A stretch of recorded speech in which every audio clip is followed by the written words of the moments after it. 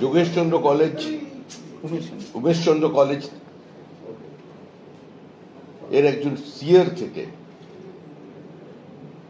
যিনি তার রাজনৈতিক জীবন শুরু করেছিলেন, কলকাতা কর্পোরেশনের 4 বারের কাউন্সিলর, 22 বছর ধরে কাউন্সিলর রয়েছেন এবং 4 দশক ধরে ধারাবাহিকভাবে যিনি তথাকথিত কোনো আয়ারাম গয়ারামের রাজনীতি করেননি, দল পরিবর্তন করেননি, কিন্তু আজ পশ্চিমবঙ্গের এই চরম যুগ সন্ধিক্ষণে যেখানে গোটা সমাজ একটা খোলা বাজার আর পুরো পশ্চিমবঙ্গ কার্যত তৃণমূল নামক একটা ভাইরাস দ্বারা আক্রান্ত হয়েছে, আজকে তার থেকে মুক্ত করতে অনেক কষ্ট নিয়ে তিনি আজ এই পরিবর্তনের স্বার্থে 2026-এ তৃণমূল কংগ্রেসের বিসর্জনের স্বার্থে আজকে তিনি আমাদের দলে সামিল হচ্ছেন। সন্তোষ পাঠককে প্রত্যেকেই চেনেন। কলকাতায় যারা রাজনীতি করেন, কলকাতার কংগ্রেসের সঙ্গে যার নাম কার্যত সমার্থক, যাকে নতুন করে সংবাদ মাধ্যমের সামনে পরিচিত করিয়ে দিতে হয় না, তিনি আজকে আনুষ্ঠানিকভাবে আমাদের দলে যোগদান করছেন। ত্রিপুরার প্রাক্তন মুখ্যমন্ত্রী, সাংসদ শ্রী বিপ্লব দেব এবং আমাদের আপনাদের কাছে অত্যন্ত পরিচিত, তাকেও পরিচিত করিয়ে দেবার কোনো প্রয়োজন নেই সংবাদ মাধ্যমে, শ্রী অমিত মালবিয়ে, আমাদের সাধারণ সম্পাদক শ্রীমতী লকেট চ্যাটার্জি, তার উপস্থিতিতে তার হাতে দলীয় পতাকা তুলে দেব। তারপরে ব্যক্তিগতভাবে আপনাদের সাংবাদিকদের যদি কোনো প্রশ্ন থাকে সরাসরি আপনারা ওনাকে প্রশ্ন করবেন।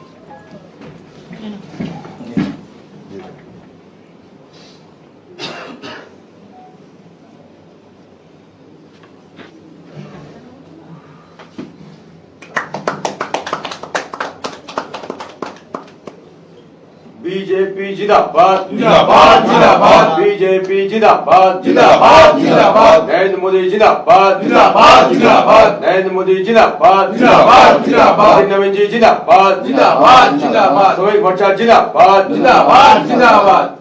भारत माता की जय, भारत माता की जय, जय जय श्री राम, जय श्री राम।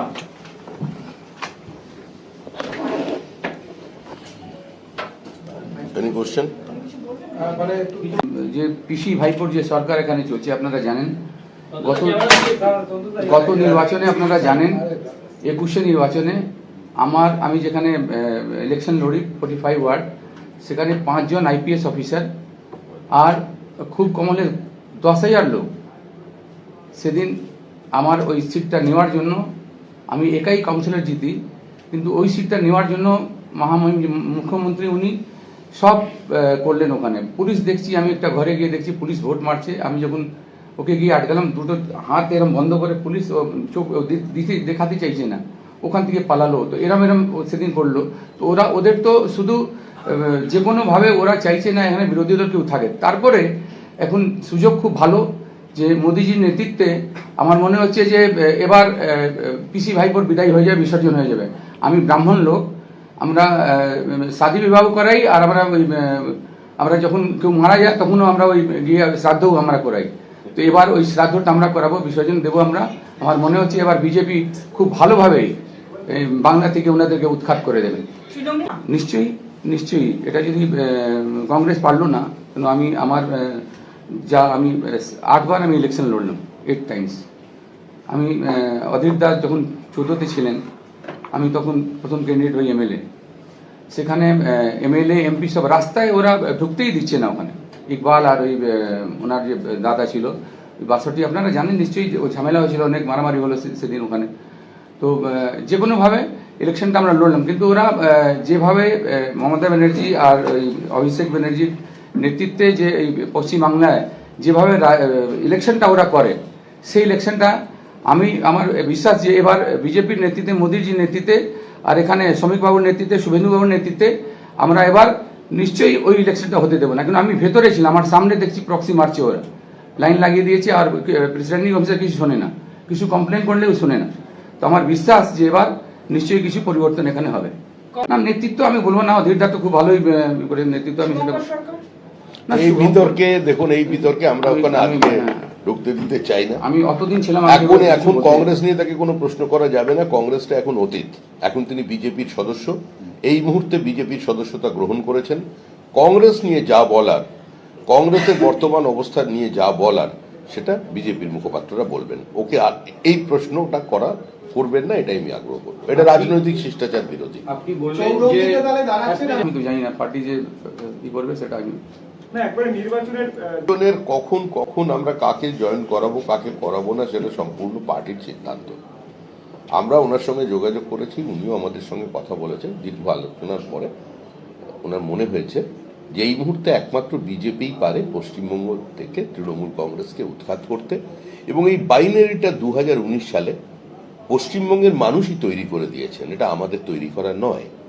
একবার এই বাইনারি ভেঙেছিল একটি উপনির্বাচনে, কংগ্রেস এবং সিপিআইএম যৌথভাবে একজন প্রার্থীকে জিতিয়েছিলেন, কিন্তু সেই নবজাত শিশু হঠাৎ দুজনের অজান্তে তিনি হামাগুড়ি দিয়ে উল্টো দিকের বাড়িতে ঢুকে পড়েছিলেন।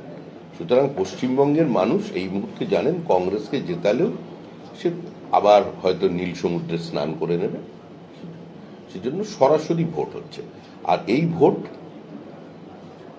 তৃণমূল বনাম জনতার ভোট।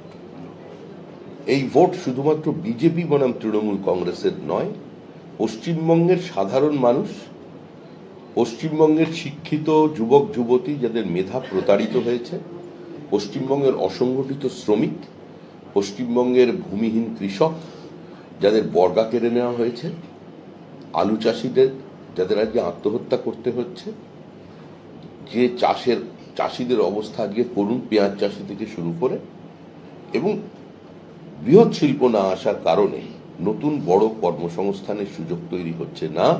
আজকে তাদের সঙ্গে তৃণমূল কংগ্রেসের লড়াই। যারা শুধুমাত্র পশ্চিমবঙ্গের সমাজটাকে ধ্বংস করেছেন তাই নয়, সম্পূর্ণভাবে বাংলা এবং বাঙালির অস্মিতাকে আজকে শেষ করে দিয়েছেন। যদিও আমরা আবার বলছি, আমি প্রথমে একজন ভারতীয়, তারপরে একজন বাঙালি। পশ্চিমবঙ্গের যারা বসবাস করেন, পশ্চিমবঙ্গের আর্থসামাজিক বৃদ্ধিতে, পশ্চিমবঙ্গের কর্মসংস্থান সৃষ্টিতে যারা সহযোগিতা করছেন, যারা মজদুর হিসেবে কাজ করছেন, এবং যারা এখানে বিনিয়োগ করে শিল্প স্থাপন করছেন, আমাদের দৃষ্টিভঙ্গিতে সবাই বাঙালি। এটাই বাংলার সংস্কৃতি, এটাই বাংলার স্বাভিমান। আজকে সেই অস্মিতাটাকে সারা ভারতবর্ষের মানুষের সামনে তৃণমূল কংগ্রেস শেষ করে দিয়েছে।